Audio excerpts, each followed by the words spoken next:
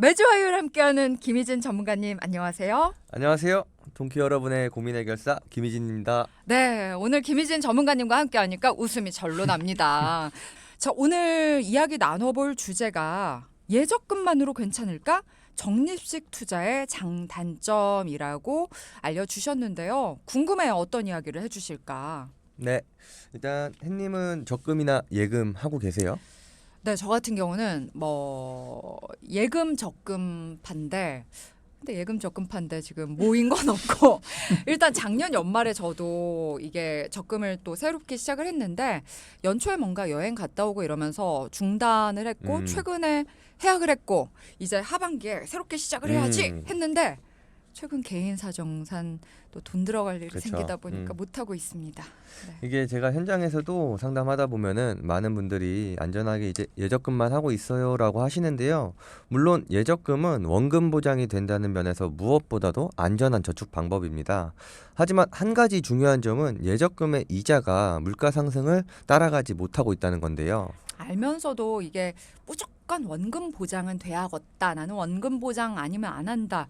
이런 말씀들도 하고 있고. 근데 맞아요. 참 이 지금 말씀해 주셨듯이 예적금은 물가 상승률을 또 따라가지 못한다. 이거 돈의 가치가 줄고 있다라는 거잖아요. 시간이 갈수록. 네, 맞습니다. 그 적금 이율보다 물가 상승률이 더 높으면은 실제로 돈의 가치가 좀 줄어들게 되는데요.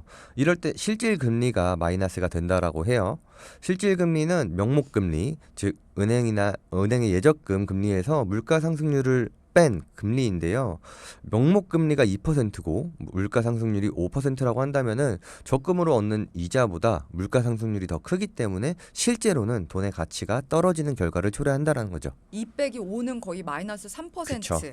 이렇게 생각해도 될 것 같은데 자 그러면 일단 대한민국의 실질 금리 상황이 어떤가요? 현재 명목 금리는 3.5%고 물가 상승률은 한 3.1% 정도인데 0.4%로 마이너스는 아니라고 생각하실 수도 있어요. 네. 근데 하지만 이자 소득세나 지방 소득세 15.4%를 고려한다면 실질 금리는 현재 마이너스 상황입니다. 앞으로 금리가 낮아지게 된다면 격차는 더 커지겠죠. 결국 원금 보장이 아니다라는 걸 다시 깨닫게 되는데 자 그렇다면 이제 어떻게 해야 되는 거예요? 바로 오늘의 핵심 포인트입니다. 예적금만 고집하지 말고 적립식 투자도 활용하자.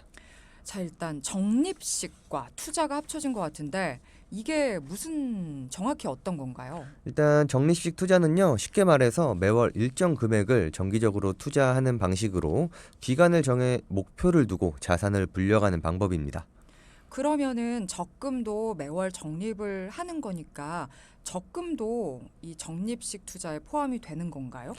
네. 적금도 매월 일정한 금액을 적립식으로 저축하는 면에서는 그럴 수 있지만 적금 같은 경우에는 이자율이 고정되어 있고요. 네. 앞서 말씀드린 것처럼 물가 상승률을 따라잡기가 좀 어려워서 투자라기보다는 단순 저축에 가까운 성격을 가지고 있어요. 일단 저축과 투자를 조금 분리를 해서 생각을 해야 될 것 같고요.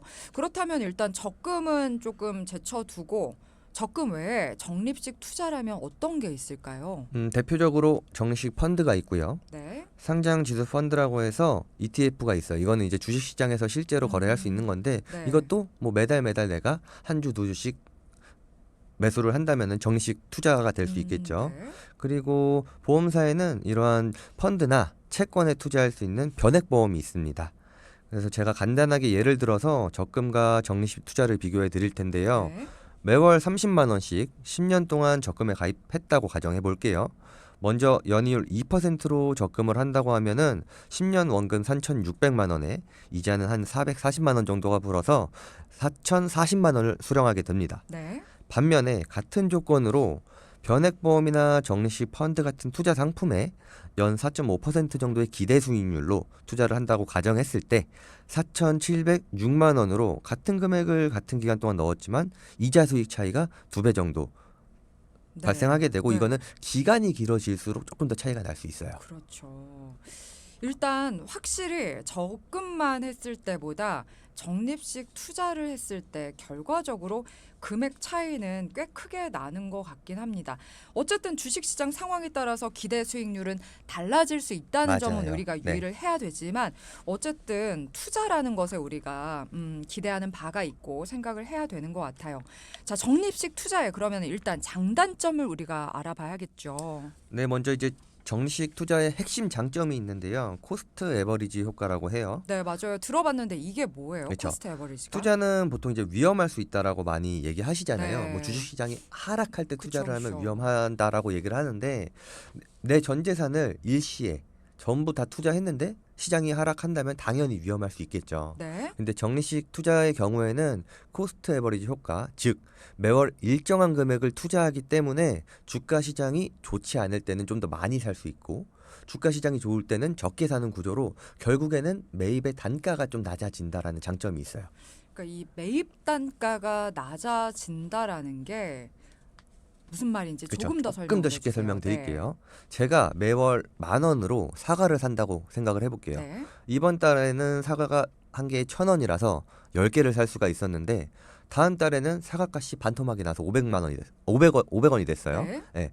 그럼 오히려 저는 10,000원으로 사과를 20개를 살 수가 있겠죠. 저는 무조건 한 달에 10,000원만 10,000원, 투자를 하는 투자를 거네요. 하는 거니까 이 사과를 주가 시장이라고 본다면은 네. 하락하더라도 매월 같은 금액으로 장기적으로 투자를 했을 때 주가 시장이 회복을 할 수도 있고 안 할 수도 있지만 네. 과거를 보면은 주가 시장은 언젠가는 다시는 오르락내리락하고 회복을 네. 할 수가 있거든요. 그럼 그때 내가 사과를 조금 더 많이 가지고 있으니까 조금 더 큰 수익을 기대할 수가 있다라는 거죠. 그러니까 오히려 하락했다고 내가 지금 울고 음. 속상해할 게 아니라 어차피 내가 매월 투자하는 금액은 정해져 있기 때문에 오히려 시장이 하락했을 때는 내가 투자하는 걸로 더 많은 무언가를 사놓고 또 그게 주식시장이 회복됐을 때는 더 많은 가치로 올라오기 때문에 일희일비도 안 하게 될 것 같아요. 맞아요. 오히려 네. 이런 식으로 하면은 그러면은 자 단점을 우리가 또 알아봐야지만 장점과 단점을 비교를 해서 우리가 이 적립식 투자에 대해서 확실하게 좀 비교할 수 있을 것 같아요. 일단 오늘은 저처럼 원금 보장만을 좀 고수하는 투자 성향상으로 봤을 때 최하위권에 있는 분들이 함께 들어보시면 많이 도움이 될 듯합니다.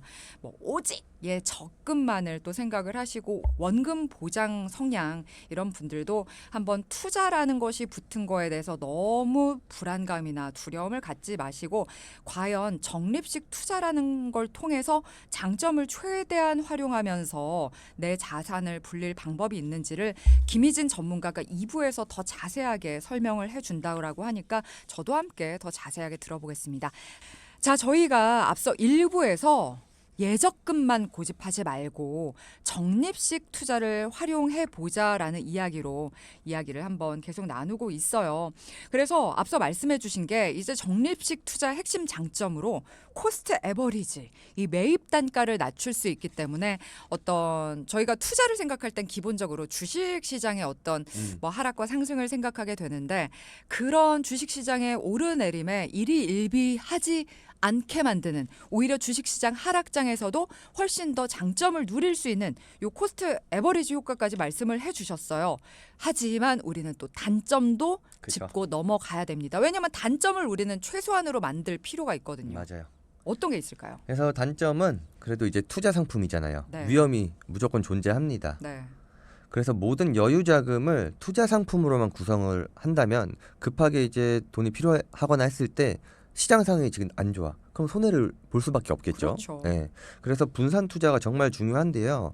제가 이 부분에 대한 자세한 얘기는 상담한 사례를 통해서 말씀을 드릴게요. 네. 일단 적립식 투자의 장점과 단점이 공존을 한다면 단점을 상쇄하고 또 장점을 키우는 방식으로 우리는 활용을 하면 되겠다라는 생각이 듭니다. 자, 그럼 말씀하신 대로 김희진 전문가가 실제로 상담한 사연을 바탕으로 들여다보겠습니다. 저희가 방송에 맞게 재구성했는데요. 함께 들어보시죠. 안녕하세요. 36살 아직 결혼을 하지 않은 직장인입니다. 일한 지는 8년 정도 됐는데요. 투자에 관심이 없다 보니 월급을 받으면 그냥 통장에 넣어두고 쓰거나 자유적금으로 저축을 해왔어요. 근데 주변을 보니까 주식이나 펀드, 코인 같은 투자를 이것저것 많이 하더라고요. 뭔가 저만 뒤처지고 있다는 생각이 들어서 회사 선배 소개로 상담 신청을 해봤습니다. 앞으로 어떻게 해야 좀 더 효율적으로 돈을 모을 수 있을지 궁금합니다. 네, 오늘 사연자분은 36세 미혼남이셨어요.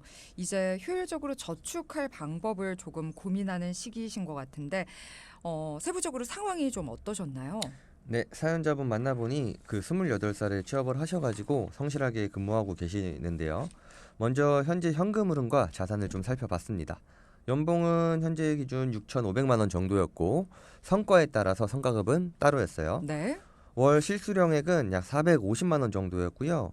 현금 흐름을 좀 살펴보니까 지방에서 이제 서울에 올라와서 살고 계셨고 관리비 포함 주거비로 매달 80만 원, 그리고 차량 할부금이 35만 원, 보험이 25만 원으로 고정적으로 나가고 있었고요. 네. 기타 통신비나 식비 등 생활비로 100만 원 정도를 지출하고 계셨습니다. 네. 이게 총 한 260만 원 정도였고 잉여자금이 한 210만 원 정도 있으셨는데 100만 원은 매달 적금에, 그리고 110만 원 정도는 그냥 통장에 예비자금으로 모아놓고 계셨더라고요. 네, 일단 또래에 비해서 급여가 적은 편도 아니고 굉장히 충실하게 적금도 드시고 예비 자금도 마련을 하고 계시는 것 같아요. 이런 거 보면 고정 지출이나 소비 측면에서 특별히 뭐 문제도 없어 보이시는데요. 네, 소비가 엄청 과한 편도 아니셨고 네. 생활비 안에 이제 자기 개발이나 가끔 부모님께 드리는 용돈도 포함되어 있었기 때문에, 그리고 친구들하고 여행 개모임도 생활비 안에서 다 해결하고 계셨어요. 일단 그렇다면 소비성 지출에는 별 문제가 없어 보인다라는 말씀인데 네.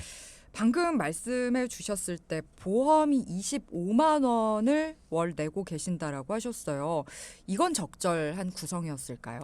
근데 이제 저희가 보험료 얘기를 할 때 네. 보장성 보험료의 비율을 좀 얘기를 하죠. 네. 뭐 내 월급 또는 뭐 내가 실제로 생활할 수 있는 비용의 5%에서 12% 정도 얘기를 하는데 네. 이분 같은 경우에는 미혼이시고 혼자시기 네. 때문에 5% 정도면 적당해요. 그래서 음, 보험료 자체는 그렇게 과도한 편은 아니었지만 구성이 구성이 문제잖아요. 문제지. 예, 맞아요. 그래서 보험 먼저 좀 살펴봤어요. 네. 15년도에 가입하신 건강보험에 실손보험이 함께 있었고 보험료는 5만 원, 그리고 보장은 암진단비 2천만 원, 뇌출혈 심근경색 2천만 원, 그리고 상해수술비 50만 원과 골절 화상과 같은 기본 상해담보로 잘 구성되어 있었습니다. 네. 그리고 입사하시고 나서 아는 지인분에게 가입한 종신보험 보험료가 나머지 20만 원을 차지하고 있었습니다. 전 처음에 실손보험 포함된 건강보험이 5만 원이라고 해서 와, 이 정도면 엄청 잘 알뜰하게 드셨네 했는데 그 건강보험에서도 약간 그 뇌출혈 심근경색으로 보장이 조금 좁아 보장범위 좀 보였고 종신보험료가 이 나이 때 벌써 20만 원을 구성을 하고 계시네요. 그러면 결국에는 일단 보험료는 차치하고 보장이 부족할 수밖에 없는 거 아닌가요? 네, 보장은 많이 부족했어요. 이 시기 때 많은 분들이 보장에 대한 니즈가 그렇게 많지는 않기 때문에 이 정도로만 일단 구성을 해놓으셨다라고 말씀을 하셨고 네. 가입 동기를 좀 살펴봤어요. 이 종신보험에 했더니 10년짜리 저축 상품이다라고 좀 듣고 가입을 하셨다라고 하더라고요. 그런데 아시다시피 요새 판매되는 단기납 종신보험 같은 경우에는 사망 보장을 좀 많이 줄이는 대신에 10년째 환급률이 한 124% 정도로 나쁘지 않은 환급률을 보여주거든요. 최근에 130인 것도 저 맞아요. 들었었어요. 그렇게 되면 그건 이제 저축으로서의 목적을 충분히 할 수 있다라고 보는데 네. 가입하신 상품 같은 경우에는 10년째 환급률이 원금 수준이었어요. 원금이면 괜찮은 거 아니야? 라고 생각하실 수도 있지만 저희 앞서 말씀드린 것처럼 네. 10년 동안 물가 상승률이 2%씩만 상승했다라고 하더라도 20% 그렇죠. 정도 손해라고 봐야죠. 네. 아니 정말 이렇게 저축 상품이라고 듣고 했지만 이 저축이라는 거에 원금 보장에 우리가 이 함정에 빠지는 것 같아요. 자꾸 일단 이런 걸 알고 좀 속상을 하셨을 것 같은데 종신보험은 보장성 보험이지 저축성 보험이 아니라고 우리가 다시 한번 생각을 좀 해야 되는 네, 건가요? 맞아요. 그러니까요. 그래서 지금 혼자시고 사망보험금에 대한 니즈도 크게 없으셨잖아요. 네. 그래서 현재 기준 해지했을 때 환급률을 좀 살펴보니까 네. 97.5% 정도였는데 2년을 더 납입해서 2%를 더 받는 것보다 지금 해약해서 차량 할부금을 상환하는 게 더 유리했습니다. 차량 할부 그 캐피탈 이자가 더 그쵸. 셌거든요. 금리 이자를 네. 무시 못하잖아요. 그렇기 때문에 해약 후에 남은 차량 할부금을 상환했고요. 실비외 보장성 보험은 너무 부족했잖아요. 네, 맞아요. 그러니까 사람들이 나 나름대로 저축도 하고 있고 이렇게 장기간 무언가도 하고 있는데 그 외에 대출이라든지 차량 할부금 이런 것들로 오히려 내가 지금 적립으로 그 적금 같은 걸로는 아예 이자도 못 얻고 그냥 은행에 돈 맡겨놓는 비용을 더 내고 맞아요. 있는 건데 이걸 환급 뭐라 그러지? 대출 상환 같은 걸 차량 할부금을 먼저 갚을 생각들을 안 하는 분들이 참 많더라고요. 이런 것도 아마 많이들 상담하면서 짚어주실 것 같고 일단 보장성 보험이 부족한 거를 어떻게 좀 해결을 해주셨을까요? 얘기를 나눠보니까 집에 이제 암 가족력이 있으시더라고요. 네. 그리고 과거엔 아니었지만 이제는 자신도 보장성 보험의 좀 필요성을 느끼셨어요. 네. 그래서 암 진단비를 한 3천만 원 정도 추가를 했고 아무래도 가족력이 있다 보니 암 진단 이후에 수술이나 항암 치료를 할 때마다 매년 2천만 원씩 10년 동안 보장되는 암 주요 치료비 특약과 최신에 출시된 이제 중입자 치료비 5천만 원 네. 그리고 비급여 정말 비싸잖아요. 암 치료할 네. 때. 그래서 비급여 암 치료비 3천만 원도 폭넓게 준비를 해드렸어요. 그리고 아까 뇌출혈 심근경색으로 2대 질병 되게 좀 보장 범위가 협소하게 되어 있었는데 네. 보장 범위 좀 넓게 뇌혈관 심장질환 진단비로 2천만 원 그리고 질병 수술비가 없으시더라고요. 네. 그래서 질병에 따라서 최소 50만 원부터 최대 2천만 원까지 받으실 수 있도록 질병 수술비 역시 같이 구성해 드렸습니다. 네. 취미가 축구랑 테니스예요. 엄청 과격한 운동이라고 볼 수 있는데 네. 골절 진단비나 이런 것들이 기존에 있긴 있으셨지만 네. 보장이 좀 작았거든요. 네. 그래서 골절 진단비와 상해 수술비, 상해 담보도 역시 추가로 구성해 드려서 보험료는 30년 납 90세 만기 10만 원으로 구성해 드렸습니다. 네. 그러니까 가족력도 따져 주셨고 개인의 어떤 그런 활동 성향도 따져서 지금 충분하게 보장을 만들어 주셨는데 지금 기존 건강보험 5만 원에 10만 원을 추가해 준 거죠. 지금 보장들을. 네, 맞아요. 그러면 총 15만 원으로 사실 월 소득 450에 보험료 15에 모든 보장이 다 들어가 있는 거니까 이 정도면은 굉장히 적절해 보이고요. 보장성 보험은 이렇게 잘 정리가 됐다라고 저는 생각이 됩니다. 그런데 사연자분이 상담하시면서 가장 비중을 두신 게 또 저축 관련해서 고민이 많으셨던 거잖아요. 네. 이 부분은 어떻게 해결이 됐을까요? 먼저 앞선 종신보험 20만 원 내던 걸 정리해서 네. 생긴 돈으로 차량 할부금 정리했잖아요. 네네. 그럼 매달 나가던 차량 할부금도 35만 원이 없어졌어요, 이제. 네네. 그래서 총 여유 자금은 총 255만 원인데요. 먼저 청약 통장 없으셨어요. 그래서 청약 통장 개설을 도와드렸고 매월 25만 원씩 최대로 저축하도록 했습니다. 그리고 적금은 그대로 100만 원씩 납입하기로 했습니다. 적금보다는 적립식 투자가 유리하다고 말씀을 앞서서 해주셨는데 저축을 또 그냥 그 적금을 유지한 이유가 있을까요? 그렇죠. 좋은 질문인데요. 네. 제가 말씀드리고 싶은 부분이 예적금이 안 좋으니까 투자를 하자 이런 말이 아니에요. 예적금 대신 모두 적립식 투자로 하자 이런 말이 아니라 네. 목적에 따라서 좀 나누는 자산 배분을 말씀드리는 건데요. 네. 보통 단기, 중기, 장기 자금으로 좀 나눠서 저축해야 유리하다라고 말씀드리거든요. 그러니까 뭐든지 한 번에 음. 한 가지만을 고수하지 그쵸. 말자. 그래서 좀 사연자분 같은 경우에는 아직 미혼이신데 향후에 결혼 계획도 있으셨어요. 그러면은 현재 살고 계신 원룸형 오피스텔에서 결혼하면 이제 주거 환경이 바뀔 거잖아요. 네. 그때 목돈이 분명히 필요할 거예요. 그리고 결혼 자금도 필요하실 거고. 그렇죠. 그래서 단기 목적 자금으로 적금은 꾸준히 하시는 게 좋아요. 특히 미혼 때는. 네. 그래서 저축 여력 자금의 50% 정도가 적절하고요. 네. 단기간 저축을 할 때 가장 중요한 부분이 안정성이기 때문에 적금 가치 이자가 낮더라도 안정성이 뛰어난 상품을 선택하는 게 유리합니다. 단기, 중기, 장기로도 나눠야 되고 한 50% 정도는 안정성 있는 적금 같은 거에 투자를 해야 이렇게 저축을 해야 된다. 그러면 나머지 자금은 어떤 식으로 분산해서 활용을 해주셨어요? 사연자분이 이제 투자에도 이제 조금씩 관심을 갖기 시작하셨는데요. 네. 일단 ISA 계좌를 먼저 개설을 해서 국내외 ETF에 월 50만 원 정도씩 정식 투자를 하기로 했고요. ISA 계좌는 이자 배당 주식 매매 차익에 대해서 최대 400만 원까지 비과세가 적용이 되고 네. 여러 상품의 분산 투자가 가능하기 때문에 유리합니다. 다만 3년간의 의무 보유 기간이 있다는 점은 좀 주의하셔야 돼요. 그러니까 ISA 안 하면 바보다 이런 얘기도 있던데 네. 장점이 정말 많은가 그쵸. 봐요. 일단 ISA에 대해서 다음에 더 좀 자세하게 짚어주시고요. 네. 일단 ISA 계좌 개설해서 활용을 해주셨네요. 다음은요.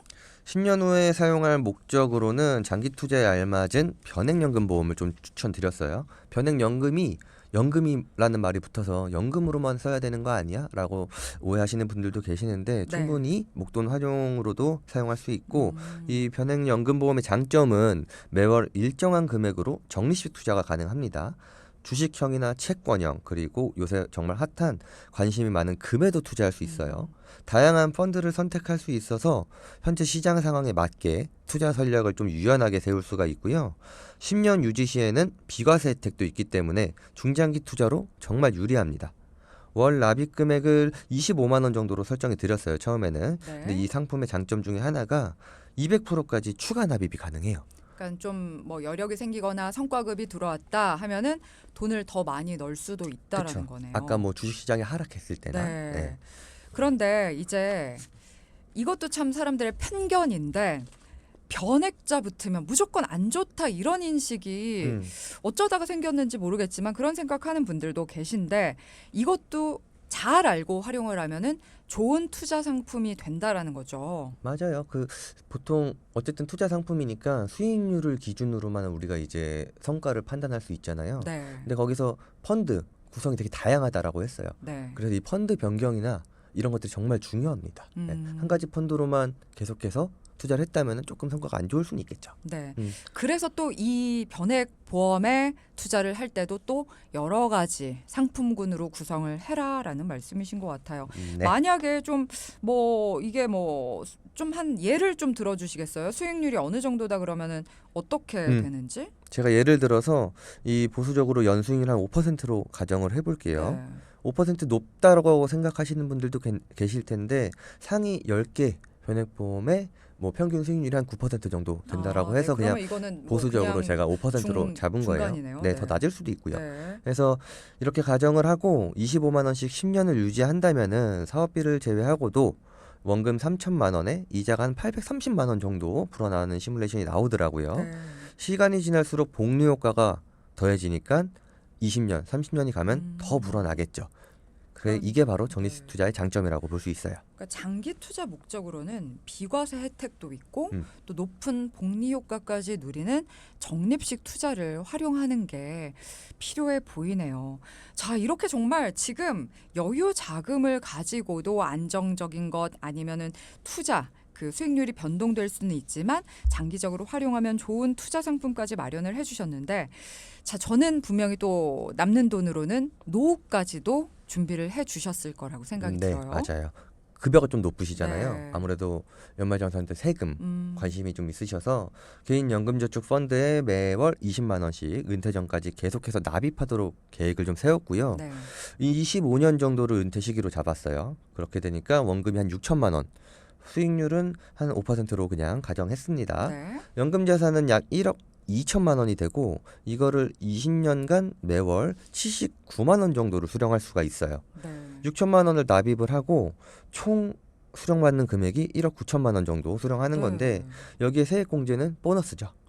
네, 사실 이제 뭐 어느 정도 그 지금 월급 받고 계시니까 사실 20만 원 정도 연금으로 납입하는 거는 크게 막 부담은 아닌데 정말 노후에 한 달에 79만 원, 80만 원이 어쨌든 그 중요한 시기에 20년이나 나온다니까 벌써부터 그냥 든든할 것 같아요, 노후가. 맞습니다. 그리고 나머지 35만 원 정도는 경조사비나 특정 이벤트를 대비해 비상예비 자금으로 따로 저축하도록 도와드렸어요.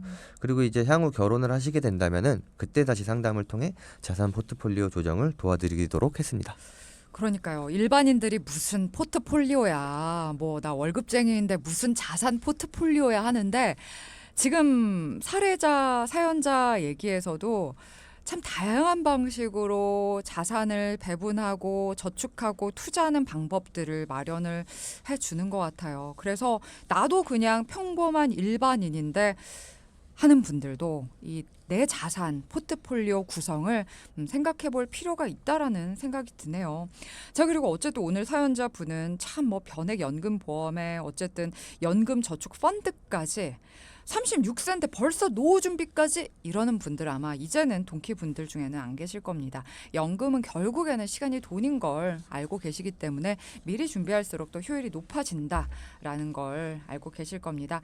그래서 자, 오늘은 중장기 저축의 노후 준비까지 꼼꼼하게 챙겨주신 건가요? 네, 오늘 여러 가지 말씀을 드렸는데요. 네. 핵심 포인트 몇 가지만 다시 말씀드릴게요. 네네. 첫째, 예적금만이 저축 방법은 아니다. 둘째, 목적에 따라 단기, 중기, 장기 나눠서 저축하자.